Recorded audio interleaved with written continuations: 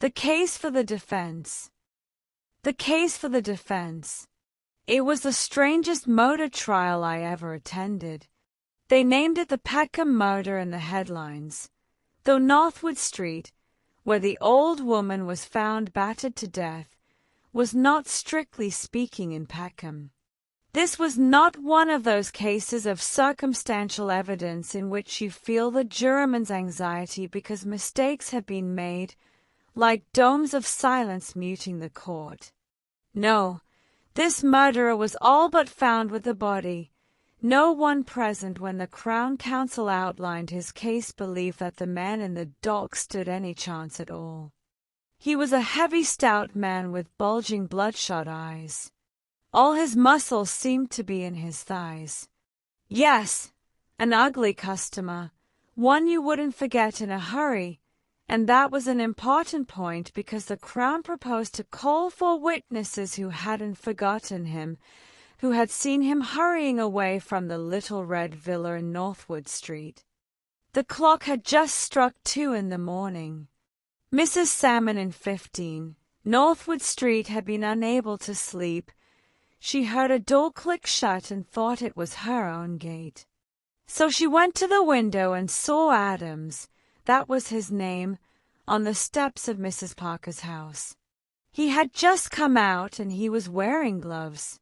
He had a hammer in his hand and she saw him drop it into the laurel bushes by the front gate. But before he moved away, he had looked up at her window. The fatal instinct that tells a man when he is watched exposed him in the light of a street lamp to her gaze, his eyes suffused with horrifying and brutal fear, like an animal's when you raise a whip.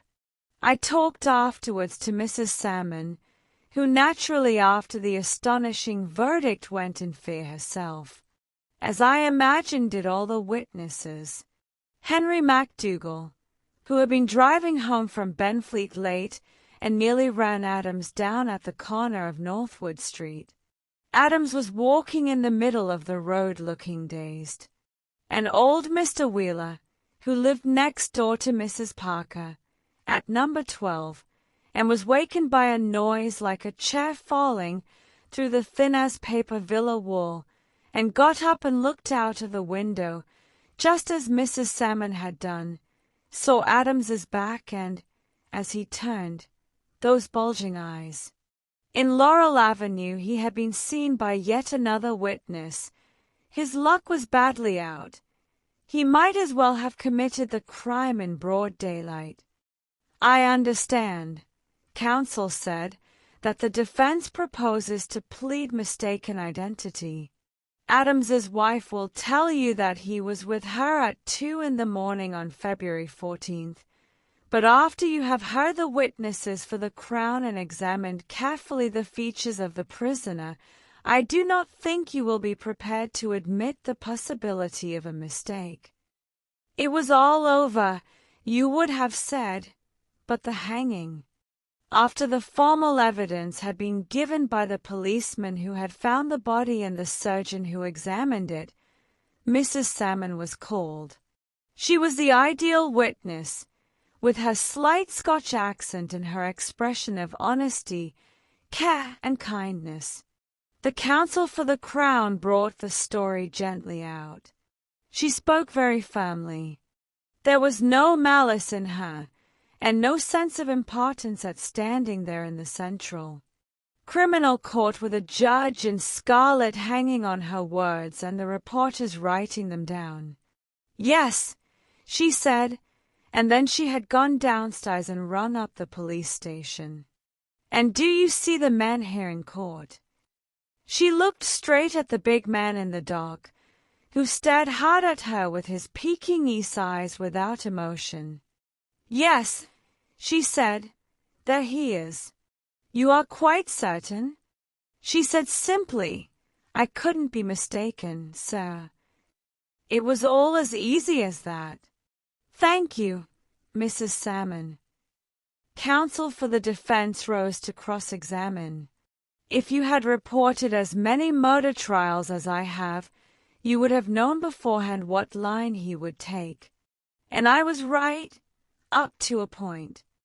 Now, Mrs. Salmon, you must remember that a man's life may depend on your evidence.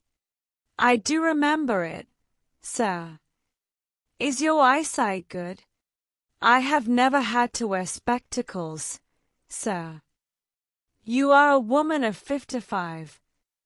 56, sir. And the man you saw was on the other side of the road. Yes, sir. And it was 2 o'clock in the morning. You must have remarkable eyes, Mrs. Salmon. No, sir. There was moonlight, and when the man looked up, he had the lamplight on his face. And you have no doubt whatever that the man you saw is the prisoner. I couldn't make out what he was at. He couldn't have expected any other answer than the one he got. None whatever, sir. It isn't a face one forgets. Counsel took a look round the cot for a moment. Then he said, "Do you mind, Mrs. Salmon, examining again the people in court?" "No, not the prisoner." "Stand up, please, Mr. Adams." And there at the back of the court, with thick stout body and muscular legs and a pair of bulging eyes, was the exact image of the man in the dock. He was even dressed the same, tight blue suit and striped tie. Now think very carefully, Mrs. Salmon. Can you still swear that the man you saw drop the hammer in Mrs. Parker's garden was the prisoner, and not this man, who is his twin brother? Of course she couldn't. She looked from one to the other and didn't say a word.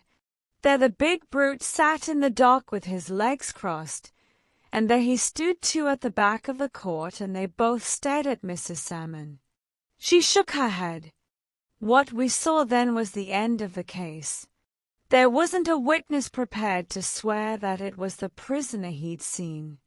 And the brother, he had his alibi, too.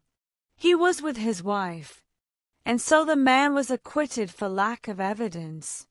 But whether, if he did the murder and not his brother, he was punished or not, I don't know. That extraordinary day had an extraordinary end. I followed Mrs. Salmon out of court, and we got wedged in the crowd who were waiting, of course, for the twins. The police tried to drive the crowd away, but all they could do was keep the roadway clear for traffic. I learned later that they tried to get the twins to leave by a back way, but they wouldn't. One of them, no one knew which, said, "I've been acquitted, haven't I?" And they walked bang out of the front entrance. Then it happened. I don't know how, though I was only 6 feet away. The crowd moved, and somehow one of the twins got pushed onto the road right in front of a bus. He gave a squeal like a rabbit, and that was all. He was dead, his skull smashed just as Mrs. Parker's had been. Divine vengeance. I wish I knew. There was the other Adams getting on his feet from beside the body and looking straight over at Mrs. Salmon. He was crying, but whether he was the murderer or the innocent man nobody will ever be able to tell. But if you were Mrs. Salmon, could you sleep at night?